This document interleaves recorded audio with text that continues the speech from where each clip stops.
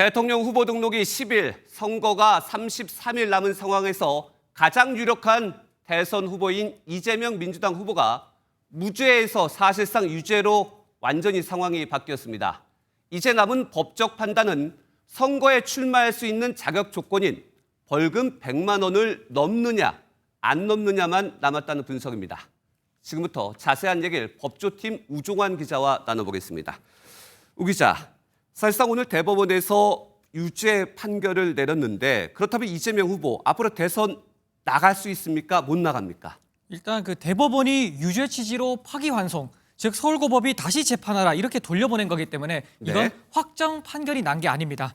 이 공직선거법 위반 혐의로 벌금 100만 원 이상형이 확정돼야 선거에 나갈 수가 없는 거기 때문에요. 일단 이재명 더불어민주당 대선 후보는 여전히 대선에 나갈 수 있습니다. 네, 이재명 후보는 대선에 나갈 수 있고요.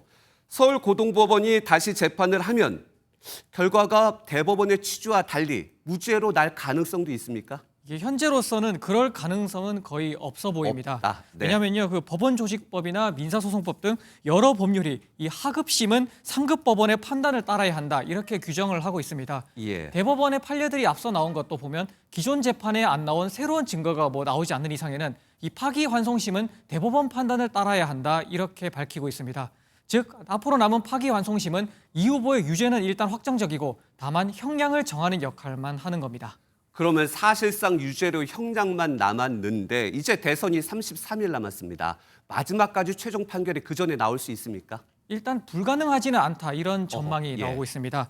이 후보가 출석을 회피한다든지 기일 송달 절차를 미루는 방식으로 지연을 할 수도 있다 이런 전망이 있기는 합니다. 네. 하지만 이 후보가 재판 지연 논란을 의식해서 출석을 할 가능성도 있고 설령 이 후보가 출석을 하지 않는다고 하더라도요. 이 공직선거법 재판은 피고인 없이 걸석 재판이 가능합니다.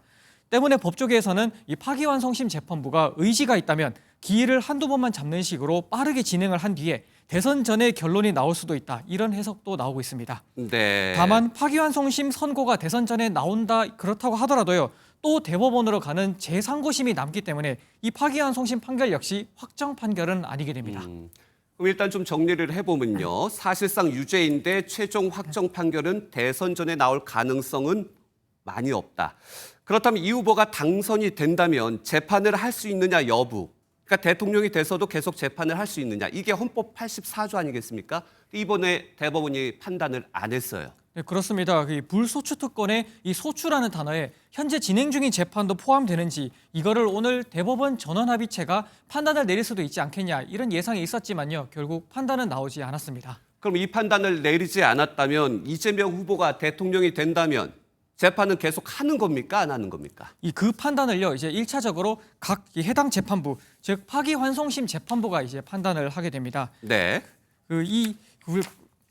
마찬가지로 죄송합니다. 마찬가지로 지금 이 후보가 받고 있는 다른 재판들도 있죠. 네. 대장동 등 혐의의 1심 재판이랑 대북송금 1심 그리고 위증교사 2심 같은 이미 진행 중인 재판도 또 있습니다. 이 재판 역시 각 재판부가 이 재판을 계속할 수 있을까 여기에 대한 판단을 하게 될 텐데요. 오늘 선고에서 파기환송 가능성을 전망했던 한 전직 고등법원 부장판사는요. 이 MBN에 이 후보가 대통령이 된다 그러면은 재판부가 재판을 멈출 가능성이 크지 않겠느냐 이렇게 내다봤습니다. 대통령이 되면 재판을 멈춘다. 그러면 국민의힘 등 다른 상대당 후보들이 반발을 할 텐데요. 그렇게 또 반발이 되면 헌법재판소의 판단을 또 맡겨야 되지 않을까요? 네, 맞습니다. 만약 재판부가 이 후보의 재판을 멈춘다 그러면 네. 국민의힘 같은 정당이 반발을 하겠죠. 그렇겠죠. 반면 재판을 계속한다 이러면은 또 민주당이 반발을 할 거고요. 결국 어느 쪽이든요. 결국 헌법재판소의 판단을 받으려고 헌법재판을 청구할 가능성이 큽니다. 이 후보가 대통령이 되더라도 이 재판을 계속할 수 있느냐를 가를 칼이 헌재로 넘어가게 되는 겁니다. 네.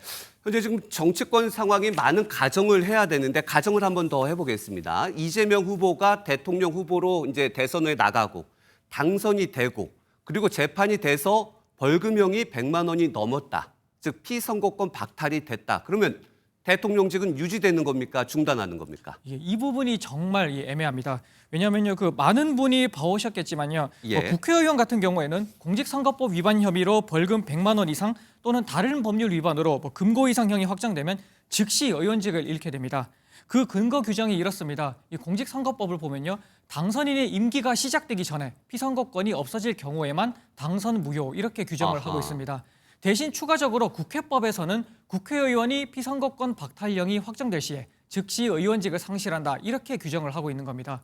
그런데 대통령은 이 임기 중에 피선거권이 박탈령이 확정된다. 그럴 경우에 직을 잃는다. 이런 법조항이 따로 없습니다. 국회의원만 그만두게 되고 대통령은 관련 법이 없기 때문에 대통령직 유지 중에 벌금 100만 원이 넘어도 대통령직을 유지하게 된다. 이 얘기인가요? 네, 결국 뭐 정확한 법 유권 해석이 필요하긴 하겠지만요. 네. 일단 적힌 법 조항 그대로 보면은 그렇습니다. 이 현행 헌법을 보면요. 대통령직을 잃는 경우는 오로지 탄핵 소추를 거친 헌재의 탄핵 선고뿐으로 나와 있습니다. 심지어 현직 대통령이 불속추 특권이 적용되지 않는 내란 혐의로 유죄가 확정된다 해도요. 이게 대통령직을 바로 잃는다 이런 법 조항이 없습니다. 이 별도로 탄핵 소추 절차를 거쳐야 한다는 겁니다. 지금 그러니까 박근혜 전 대통령, 윤석열 전 대통령처럼 국회가 통과되고 탄핵이 돼야만 그렇게 해야만 대통령이 물러날 수 있다. 또 이번에 대통령직을 잃는 경우를 또 여러 가지로 우리가 좀 예측을 해봤는데 지금 오늘 대법원 전원 합의체 판결이 10대 2예요. 근데 공교롭게도 누가 어느 대통령이 임명했는지에 따라서 정확하게 갈렸어요. 네, 맞습니다.